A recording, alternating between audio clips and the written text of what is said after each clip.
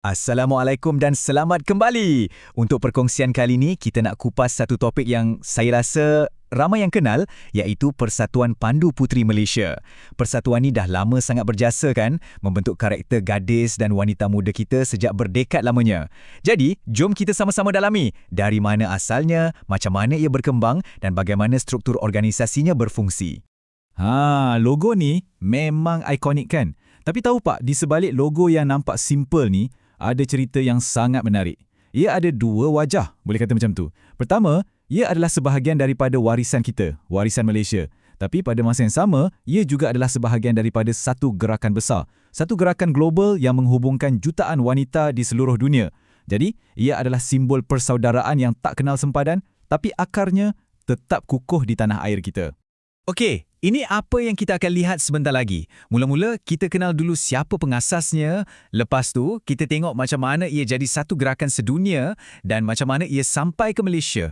Kemudian, kita bedah siasat sikit struktur organisasinya dan akhir sekali, kita sentuh pasal satu hari sambutan yang sangat istimewa. Dah sedia? Jom!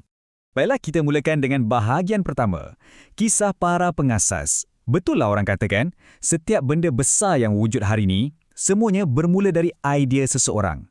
Jadi, untuk Pandu Puteri, ada dua orang individu penting yang mencetuskan semuanya.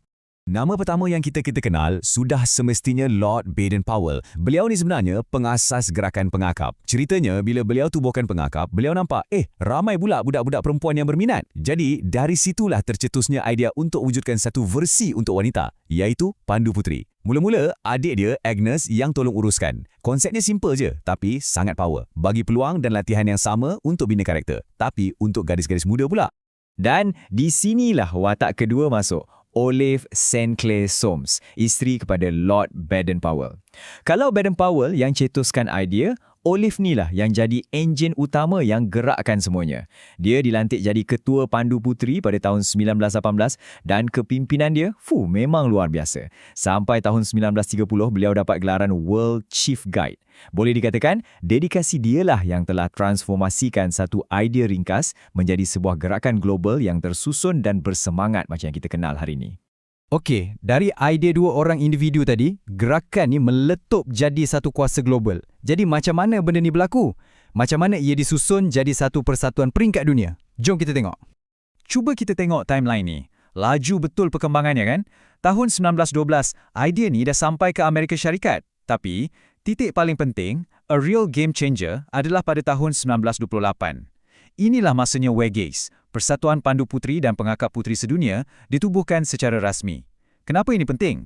Sebab WGAIS ni bukan setakat nama. Ia adalah badan induk yang, selaraskan semua benda, kongsi sumber dan bagi satu suara yang padu untuk semua ahli di seluruh dunia. Jadi bila bendera dunia dikibarkan 2 tahun lepas tu, ia macam satu pengisytiharan rasmi. Kita sekarang adalah satu keluarga besar.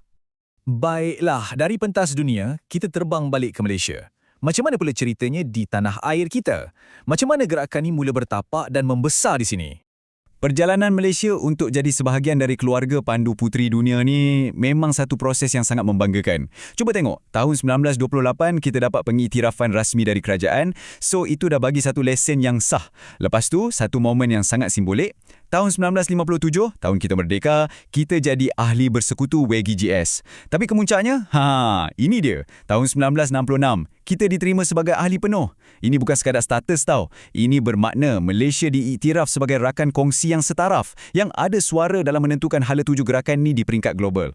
Jadi macam mana persatuan sebesar ini diuruskan kan? Mesti pening kepala. Tapi sebenarnya tak, sebab strukturnya sangat kemas. Jom kita bedah siasat sikit struktur organisasi PPPM ni, dari orang paling atas sampailah ke peringkat paling bawah. Okey, kita mula dari peringkat kebangsaan. Peringkat paling tinggi, di puncak sekali kita ada penaung diraja, diikuti oleh yang dipertua. Tapi, untuk kerja-kerja harian, untuk perancangan strategik, yang betul-betul drive persatuan ni ialah Ketua Pesuruhjaya. Dan Ketua Pesuruhjaya ni tak kerja seorang, dia ada satu tim, iaitu Pesuruhjaya bahagian yang jaga bahagian masing-masing. Jadi susunannya cantik. Ada orang yang jaga visi besar, ada orang yang pastikan kerja harian berjalan lancar. Dan untuk makluman semua, penaung diraja bagi Persatuan Pandu Puteri Malaysia ialah Kebawah Duli Yang Maha Mulia Sri Paduka Baginda Raja Permaisuri Agong Tunku Hajah Azizah Aminah Maimunah Iskandariah. Apabila kita ada penaung dari kalangan istana, ia bukan sekadar simbolik, ia adalah satu penghormatan dan pengiktirafan yang paling tinggi untuk sumbangan persatuan kepada negara kita. Okey, dari kebangsaan kita turun sikit ke peringkat cawangan. Cawangan ni senang cerita peringkat negeri lah. Dan apa yang menarik, struktur dia lebih kurang sama macam peringkat kebangsaan. Ini satu idea yang bijak supaya semua selaras.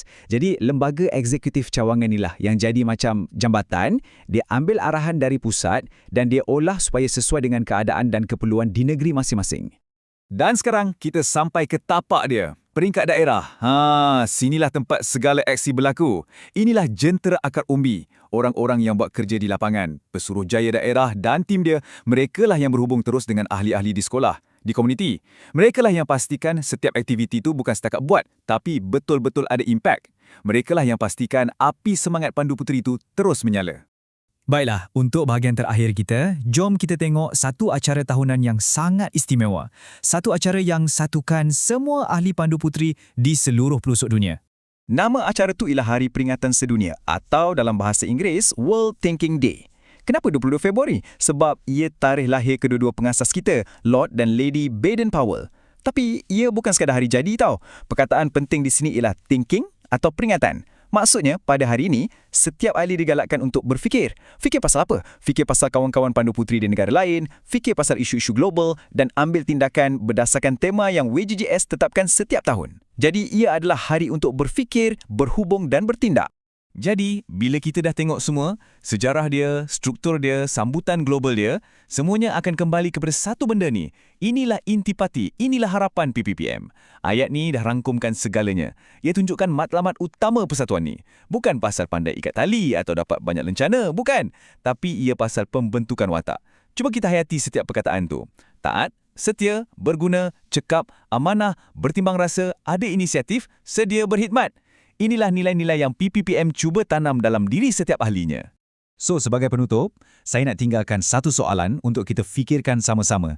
Zaman sekarang ni kan, dunia dah banyak berubah, cabaran pun dah lain macam. Jadi, persoalannya, adakah semangat Pandu Puteri ni, semangat untuk berkhidmat, untuk berdikari, untuk bina persahabatan, masih lagi relevan? Masih penting ke untuk generasi muda kita hari ni? Apa pendapat anda? Fikir-fikirkan.